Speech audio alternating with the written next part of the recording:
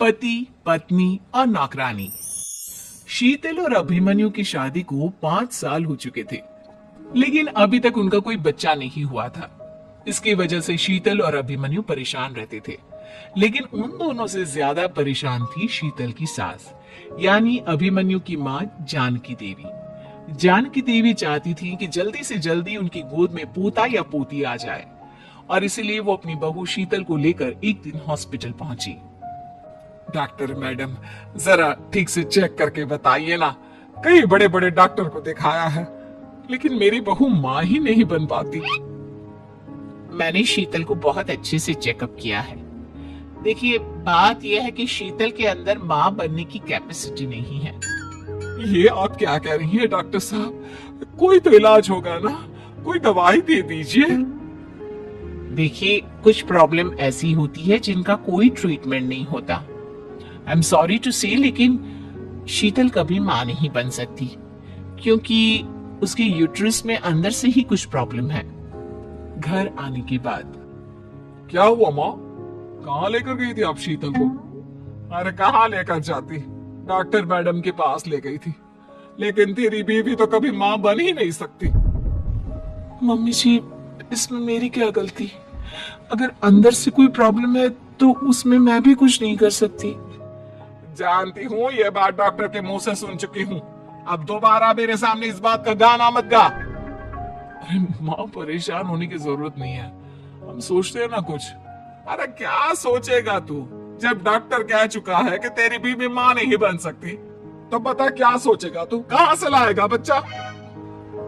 माँ, ये तो मैं भी नहीं जानता। अभिमन्यु, क्यों ना हम अनाथ आश्रम से एक बच्चा गोद ले आए? क्या फर्क पड़ता है बच्चा हमारा हो या गोद लिया हुआ? आई बड़ी बातें बनाने वाली। क्या फर्क पड़ता है? अरे क्यों फर्क नहीं पड़ता? मुझे इस वंश को आगे बढ़ाने के लिए मेरे बेटे का खून चाहिए, किसी दूसरे का नहीं। लेकिन माँ, आप जानती है कि ये अब पॉसिबल नहीं है। मैं कुछ नहीं जानती। मैं किसी पराये की औलाद को इस घर में अपना पोता या पोती बन के बढ़ता हुआ नहीं देख सकती। मेरा वंश मेरे बेटे के खून से ही आगे बढ़ेगा।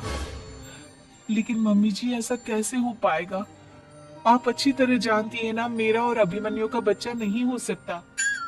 तो मैं अपने बेटे की दूसरी शादी करवाऊंगी, और अपनी दूसरी बीवी से ये मुझे बच्चा पैदा करके देगा।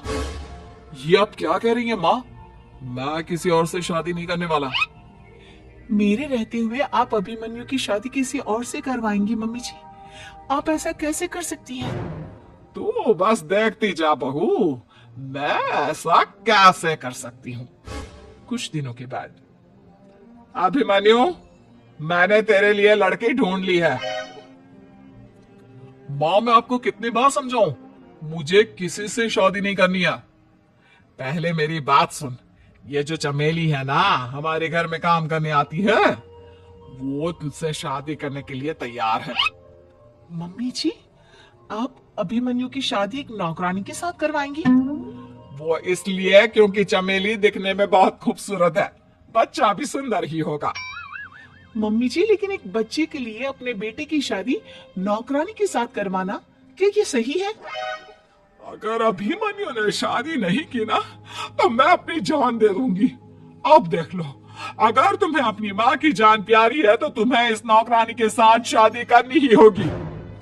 इस तरह जानकी देवी अपने बेटे अभिमन्यु की शादी नौकरानी चमेली के साथ करवा देती है। कुछ दिनों के बाद, नौकरानी से मालकिन बन के तो मजा आ गया, अब तो मैं इस घर की मालकिन हूँ। देखो, अपने आप को ज्यादा मालकिन समझने की कोशिश मत करो। एक बार तुम्हारा और अभिमन्यु का बच्चा इस दुनिया में आ जाए, उसके बाद तुम इस घर से हमेशा के लिए चली जाना। अरे जाओ जाओ, किसी और के आगे बातें बनाना, एक बच्चा तो पैदा नहीं कर सकी। बढ़िया, जाओ जाकर मेरे लिए कॉफी बना कर लाओ। नौकरानी मैं हूँ या तुम? मम्मी जी, देखिए ना शीतल मुझसे किस तरह से बात कर रही है। शीतल, तुम्हें पता है ना चमेली प्रेग्नेंट है, मेरे बेटे के बच्चे की माँ बनने वाली है। वो जैसा कहती है वैसा करो। लेकिन मम्मी जी, वो मुझे नौकरों की तरह ट्रीट कर रही है। अरे तो करेगी ना, वैसे भी बहू तुम हो किस काम की? एक बच्चा तो पैदा नहीं कर सकती। जाओ अब घर के सारे काम करो और चमेली को आराम करने दो। थैंक यू मम्मी जी, भगवान आपका भला करे। आप नहीं होती तो मैं नौकरानी से महारानी कैसे बनती। देखो तुम्हें जो चाहिए सब मिलेगा, खूब खाओ पियो मजे की जिंदगी जियो, लेकिन बस मुझे एक बच्चा पैदा करके दे दो। कुछ दिनों के बाद, मम्मी बच्चे के लिए आपने मेरी शादी चमेली के साथ करवा तो दी, लेकिन दिन और रात का चैन मिट गया है। सारा दिन शीतल और चमेली की बहस चलती रहती है।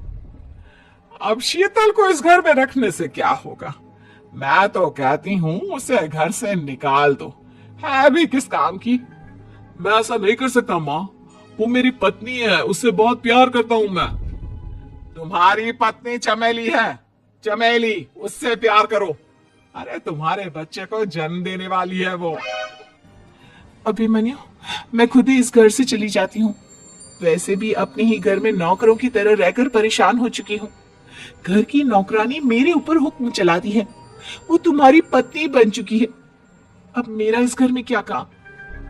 अभिमन्यु के बार बार रोकने पर भी शीतल उस घर से चली जाती है। कुछ दिनों के बाद चमेली एक बच्चे को जन्म देती है। भगवान ने मेरी सुन ली, मेरे बेटे का घर भर गया, उसका अपना बच्चा इस दुनिया में आ गया। मम्मी जी, बच्चे को हाथ लगाने से पहले मेरी एक शर्त तो सुन लो। तुम कहना क्या चाहती हो चमेली? आपकी मम्मी को बहुत शौक था ना अपने पोते को खिलाने का। अब देखो, इस दुनिया में हर चीज की कोई ना कोई कीमत तो होती है। तुम अपनी आधी प्रॉपर्टी मेरे नाम कर दो, बच्चा तुम्हारे नाम। अरे लेकिन मैंने अपने बेटे से तुम्हारी शादी करवाई है, अब ये सौदेबाजी कहाँ से आ गई? जो औरत अपनी बहू को घर से निकाल कर एक नौकरानी के साथ अपने बेटे की शादी करवा दे, वो तो सौदेबाजी कर ही सकती है ना। उसका कैसे भरोसा कर सकते हैं। मुझे बस आप लोगों की प्रॉपर्टी चाहिए, उसके बाद ही बच्चे को आप हाथ लगा सकते हैं। मैंने कहा था ना मम्मी, आप गलत कर रही हैं। देखिए उसका नतीजा आपके सामने है। जब शीतल को पता चलता है कि अभिमन्यु और चमेली का बच्चा दुनिया में आ गया है, तो वो अपने घर पहुंचती है। अभिमन्यु, कहाँ है आपका बच्चा? क्या मैं उसे देख सकती हूँ? कुछ भी मत पूछो शीतल, माँ की हुई एक गलती हम लोगों पर भारी पड़ रही है। वो नौकरानी अपनी औकात पर आ गई है और अब हमसे अपनी आधी प्रॉपर्टी मांग रही है, वो भी बच्चे के बदले में। एक बात कहूँ अभिमन्यु, आप उससे कुछ भी देने से मना कर दो। अरे कैसी बात कर रही हो, मेरे बेटे की औलाद है उसके पास, ऐसे कैसे मना कर दे? मम्मी जी, वो अभिमन्यु का बच्चा नहीं है, वो चमेली और उसके बॉयफ्रेंड का बच्चा है। ये तुम क्या कह रही हो शीतल? ये देखिए वीडियो, चमेली और उसका बॉयफ्रेंड आपस में बातें कर रहे हैं कि उन दोनों ने मिलकर आपको बेवकूफ बनाया है और अब इस बच्चे के बदले आपसे प्रॉपर्टी भी हड़प लेंगे। हे भगवान, ये मुझसे क्या हो गया?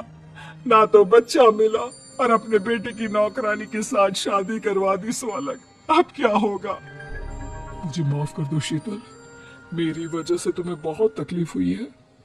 अभिमन्यु, मैंने कहा ना, उस नौकरानी को उसके बच्चे सहित इस घर से बाहर निकाल दो। लगता है मेरे अभिमन्यु का बाप बनने का सपना अधूरा ही रह जाएगा। अभिमन्यु, अपनी मम्मी से कहो कि परेशान ना हो। आपको याद है एक बार हम एक IVF सेंटर गए थे, मैंने फिर से वहां जाकर बात की थी और आपको पता है इस बार मैं प्रेग्नेंट हूँ, क्योंकि हमने वहां पर प्रोसीजर करवाया था जिसकी वजह से मैं प्रेग्नेंट हो गई थी और इस बात का पता मुझे बस कुछ महीने पहले ही लगा है। हमारा बच्चा इस दुनिया में आने वाला है अभिमन्यु।